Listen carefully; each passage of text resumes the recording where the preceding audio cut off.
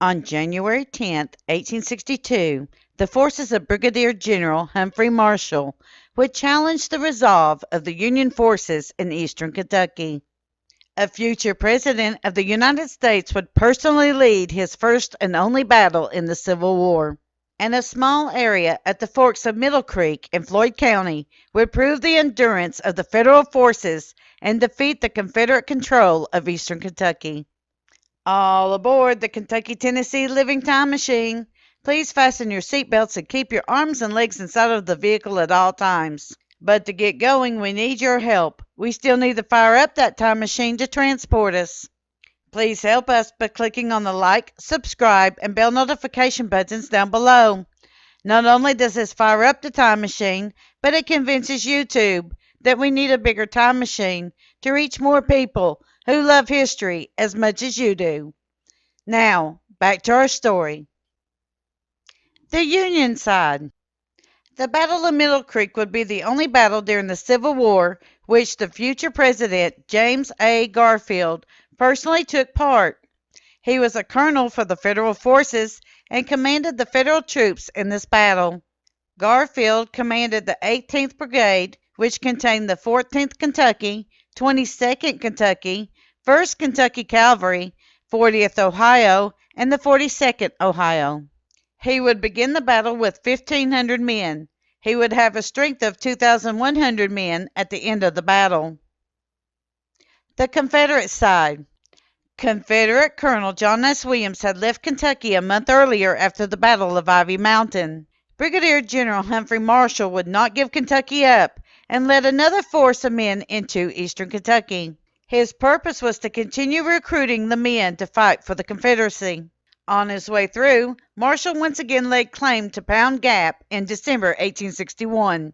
Marshall then set up his headquarters in Paintsville, Kentucky, on the La Vista Fork of the Big Sandy River. By early January of 1862, more than 2,000 men volunteered for the Confederate service. Marshall had a problem, though, as he did not have enough equipment to supply all of his troops. Marshall would command the 5th Kentucky, 54th Virginia, Jeffries Artillery Battery, cavalry companies of Cameron, Clay, Holiday, Shahan, Stone, and Thomas. Marshall had a strength of 2,500 men for battle. The battle. While headquartered at Catlettsburg near Louisa, Kentucky, Union Brigadier General Don Carlos Buell directed then Colonel James A. Garfield to force Marshall and his troops back into Virginia, and Garfield began his march towards Paintsville. The Confederate troops were forced to abandon Paintsville and withdrew to Prestonsburg, Kentucky. Garfield pursued Marshall, however his progress was delayed because of the many swampy areas and streams that made the chase difficult. The Federal forces finally reached Prestonsburg on the 9th of January, 1862. Beginning at 4 a.m. the next day, Garfield marched his men 1 mile and clashed against the Confederate cavalry at the vicinity near the forks of Middle Creek, Kentucky. After defeating the cavalry, Garfield then turned west to engage Marshall. There were several skirmishes that happened as Federal forces pushed the Confederates back for almost a half a mile. Not sure where the main Confederate line was, Garfield sent different parts of his cavalry to his front to find it. Marshall had lined up his men for battle on the north and east side of Middle Creek Forks and attempted to set a trap for the Federal forces. The Federal cavalrymen discovered the trap and the position of the main line of the Confederates. Shortly after noon, Garfield engaged his troops once again against Marshall.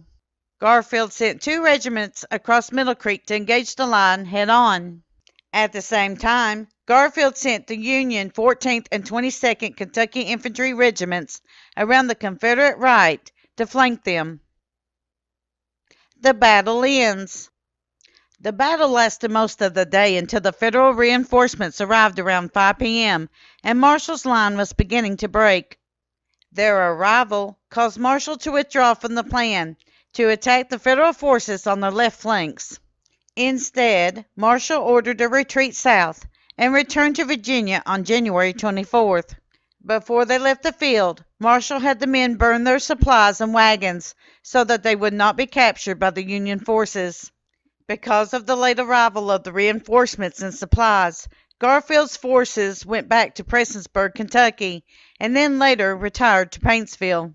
In 1861, the Union forces had stopped the Confederate offensive in Kentucky, and the Battle of Middle Creek proved that the Federal forces were as strong as ever and were not going anywhere. Aftermath. The total amount of estimated casualties was 27 men for the Federal forces and 65 men for the Confederate forces. Thank you.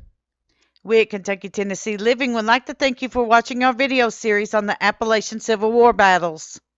Don't forget to hit that like button, as the more likes we receive, the more likely YouTube is to suggest our videos to other viewers.